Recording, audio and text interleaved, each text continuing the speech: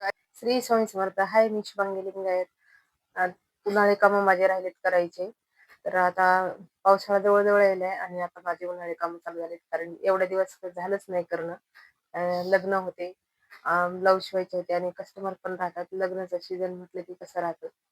तर आता मला चालू करायचं. काय-काय करणार आहे तुम्हाला दाखवते. तर चला आपण बघू. तर पहिले मी साबुदाण्याच्या पापड्या घातल्या, साबुदाणा आणि भगर. तर मी साबुदाणा रात्रीच घातला होता आणि सकाळी उठल्यावरती मग गरम पाणी ठेवलं, चांगली उकळी येऊ दिली आणि त्यात साबुदाणा घातला आणि भगर पण घातली. छान शिजू दिलं आणि अशा साबुदाण्याच्या पापड्या घातल्या. उपवास असले की नुसती उसळ काही खाऊ वाटत नाही, मग असं पापड्या काही, चिप्स काही, त्यामुळे असं घालत असते. आणि कालच शेवया पण बनवून आणल्या. त्याचा काही व्हिडिओ बनवणं झाला नाही. तर सुजी घरीच काढली, म्हणजे गहू ओलवले आणि सुजी काढून आणली, चाळून घेतली आणि त्याच्या शेवया गिरणीतूनच बनवून आणल्या. घरी काही बनवायला वेळ नाही म्हणून तिकडूनच आणल्या. आणि नंतर मला आज कुरडयाचं भिजू घालायचं होतं आणि तांदळाच्या पापड्या बनवायच्या होत्या. तर राशनचे गहू आणि तांदूळ निसायचे होते. तर खूप काही घाण होते, तर त्याला मला निसण्यात एवढा वेळ गेला, 2 ते 3 घंटे. तर पहिले तांदूळ निसून घेतले, नंतर गहू निसून घेतले. मी राशनच्या तांदळाच्या आणि गव्हाच्याच पापड्या करत असते. तर 5 किलो तांदूळ होते, तर मी 3 किलो भिजत घातले आणि त्याच्या पापड्या बनवायच्या. आणि गिरणीत पण आज दळण पण नव्हते, सगळे पीठ संपले होते. तर ही गिरणी घरीच आहे. तर मी तुम्हाला सांगितलेलंच आहे, माझ्या वडिलांनी दिवाळीचं गिफ्ट दिलेले. तर दळण पण करायला लागले एका बाजूला आणि हे एका बाजूला निसणं चालू आहे. काही करायचं म्हटलं ना, खूप पसारा होऊन जातो. पाहिलं का कसा पसारा झालाय माझा घरात. तर 3 दिवस मी तांदूळ भिजत घातले. तिसऱ्या दिवशी आपण तसंच ओरलीच इडलीला पीठ काढतो तसं तांदळाचं पीठ काढलं, पाणी गरम केलं, ठेवलं, छान उकळी येऊ दिलं आणि त्यात मीठ घातलं आणि हे तांदळाचं पीठ त्यात हाटून घेतलं, चांगलं शिजू दिलं आणि नंतर पळी पापड्याच टाकल्या. तर खूप छान झाल्यात माझ्या पळी पापड्या. ते पहा, आणि तळल्यावर ते एकदम टेस्टी लागते.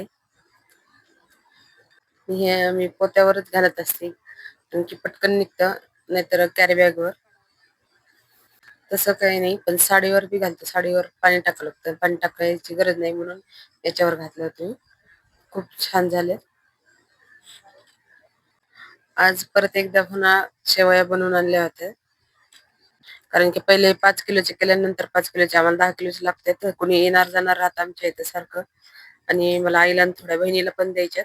तर त्यासाठी जास्त बनवल्या. आणि दुसऱ्या दिवशी मला आता आज तांदळाचे पापड्या झाले आणि मग मला आता उद्या खारोड्या करायच्या. तर खारोड्याची तयारी आदल्या दिवशीच पहिले बाजरी भिजत उपसून घेतली, म्हणजे पाण्यात टाकली आणि दुरडीत काढून घेतली. तर छान 4 वाजता भिजवली होती. तर रात्री मला आता 11 वाजले. सगळं काही घरातलं काम आवरून घेतलं आणि 11 वाजता हे भरडत बसले. आणि आम्हाला जात्यावर भरडलेलेच आवडतं, म्हणून मी जात्यावरच भरडले हे सगळं. आणि हे काम ना मला माझ्या आजीने शिकवले.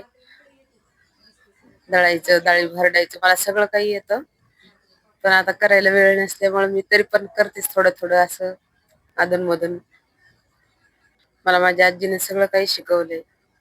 आजी काही दळायली काही की मी म्हणायची, आजी सरक मला दळू दे. पहिले बेसन पीठ हे घरीच दळायत होते, तर आजी दळायली की मीच दळायचे. सरक मला दळू वाटते म्हणून. आणि मग आजीची सवय मला लागून गेली. तर दुसऱ्या दिवशी हे असं मी पाण्याचं आधण ठेवलं, त्यात मीठ घातलं, जिरे लसण बारीक करून घातलं, लाल मिरची पावडर, मीठ, आणि असं छान कण्या शिजू दिल्या. आणि मग नंतर ना मी भज्यासारखंच हे खारोड्या घातल्यात, कारण की चपट्या घालायला खूप वेळ लागतो, म्हणून काही नाही, म्हणून मी असं घातलं. आणि सोऱ्याने करायचे होते, आपण ह्या काही कण्या पडतच नव्हत्या सोऱ्यानं, त्यामुळे मी हातानच घातले. आणि हे गहू ना 10 किलो भिजत घातलेत. आता हे राशनचे भिजत घातलेत आणि एकीकडे मी चांगले गहू भिजत घातलेत. तर 10 किलोचे मला कुरड्या करायच्या. रोज रोज मी 8 दिवस झाले मी सारखं त्याच्यावर दणकाच झालाय, कारण की आभाळ येईल आणि पाऊस येईल म्हणून रोज माझी अशी करण्याची धावपळ चालू आहे. आज परत एकदा तांदळाच्या पापड्या घातल्यात मी डबल. तर एका बाजूने पाहिलं काय शेवया वाळत घातल्या, त्या खारोड्या वाळत घातल्या आणि हे साबुदाण्याच्या पापड्या आणि तांदळाच्या पापड्या करणं चालू आहे. डबल एकदा केलेल्या त्या ठेवून दिल्या भरून. आम्हाला खूप काही लागतं कारण की मित्राला खूप माणसं असतात आणि महालक्ष्मीला पण असतात आणि घरी खायला पण आता सध्या रसाळी चालू आहे. तर रस पापडी जास्त आवडते मुलांना आणि सगळ्यांनाच मुलांबरोबर. काही करायचं म्हटलं ना एवढी धावपळ होते, पण तरी पण करावंच लागतं. सगळ्याच बायकांचं असं असतं. आधी हाताला चटकेन मग खायला भेटतं. तर खूप काही बायकांना करावं लागतं. बायकांना असं थोडा पण वेळ नसतो, तरी पण घरचे लोक म्हणतात काय काम आहे. सगळं काही करून हे असे एक्स्ट्राची कामं पण करावं लागतात आणि घरातले पण खूप कामं असतात. बाहेर ड्युटीला गेलेलं दिसतं, पण घरचं काही दिसत नाही. तर आज मला ना गव्हाच्या पापड्या बनवायच्या होत्या. तर कुरडयाच बनायच्या होत्या, पण आज सोमवार होता. बायका म्हटल्या सोमवारचा वेडा घालत नाहीत आमच्या इकडं असं म्हणून. त्यामुळे मग मी पळी पापड्याच टाकल्या गव्हाच्या. चीक काढून हे आणला. चीक काढण्याचा काही व्हिडिओ बनवणं झालं नाही. हातही भरलेले असतात आणि एकटीच व्हिडिओ करायला राहते. आणि दुसऱ्या दिवशी 5 किलोच्या मी कुरडया बनवल्या.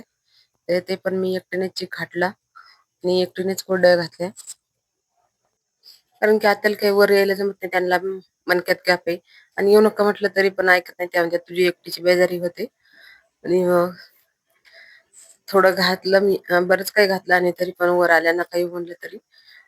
मी काल गव्हाच्या पापड्या घातल्या होत्या आणि आता कुरडया घालायली. तर खूप छान झाल्या माझ्या कुरडया पण आणि चांगलं शिजलं ना म्हणजे मोडत नाही. नाहीतर कच्चं राहिलं की मोडतात, तुकडे पडतात. तर असे झालेत माझे उन्हाळे कामं. तर बघितलं ना खूप धावपळ होते हे करताना आणि हे करत करतच घरातलं सगळं बघावं लागतं. तरी पण ना बायकांना सगळ्याच बायकांचं असं असतं ना की करावंच लागतं ते. तरी पण मी थोडंच केलंय. आणखीन उडदाचे पापड राहिलेत, चकल्या राहिल्यात उपवासाच्या. बरंच काही राहिलंय पण मी काही एवढं केलं नाही. आता जेवढं मेन होतं तेवढं करावंच लागलं. कुरडया पापड लागतात पित्राला, लक्ष्मीला. बरेच जण माणसं असतात त्यामुळे लागतं आणि घरी पण मुलांना आवडतं. सध्या रसाचा सीजन आहे. तर रस पापडी खायला खूप छान लागते कुरडई आणि मला एकदा करायला लागलं ना काही उशीर लागत नाही आणि मला उल्हास पण येतो करायचा. पण असं घरातल्या कामामुळे ह्याच्यामुळे सगळं काही धावपळ होते त्यामुळं थोडंसं करू वाटत नाही. बाकी काहीच नाही. नाहीतर नुसतं घरातलं असलं मग काही वाटत नाही. तर असं झालंय माझं उन्हाळी कामं. तर तुम्हाला कसे वाटले नक्कीच कमेंटमध्ये सांगा. आवडलं असेल तर लाईक आणि सबस्क्राईब करा. बाय. भेटूया पुढच्या ब्लॉगमध्ये.